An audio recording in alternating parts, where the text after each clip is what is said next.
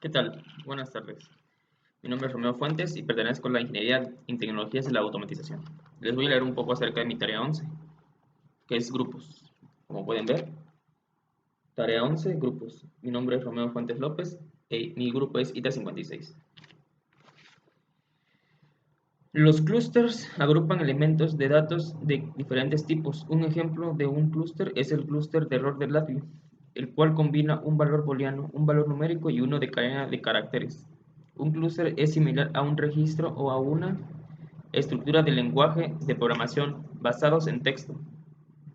Construir varios elementos de datos en clústeres elimina el desorden del cable en el diagrama de bloques y reduce el número de terminales del panel conector que los sub-BIs necesitan. El panel conector tiene a lo más 28 terminales. Si su panel frontal contiene más de 28 controles e indicadores que quiera pasar al otro BI, agrupe algunos de ellos en el clúster y asigne un DUS clúster y asigna el clúster a una terminal en el panel conector.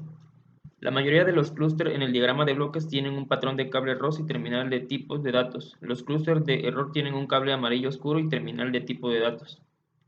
Los clústeres de valores numéricos tienen un patrón de cable café. Puede caber clústeres numéricos cafés a funciones numéricos como suma o raíz para realizar la misma operación simultánea en todos los elementos del clúster. Orden de elementos de clúster. Debe desagrupar los elementos usando la función unBundle. Puede usar un bundle bname para desagrupar elementos por nombre. Si usa esa función, cada elemento debe tener una etiqueta.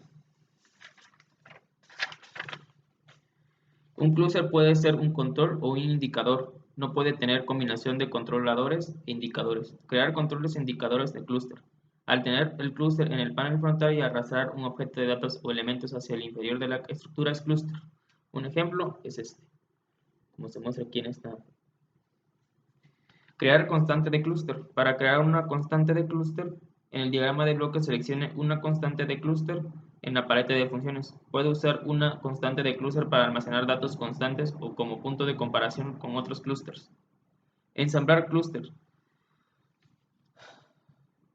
Usa una función undouble para separar un clúster en sus elementos individuales.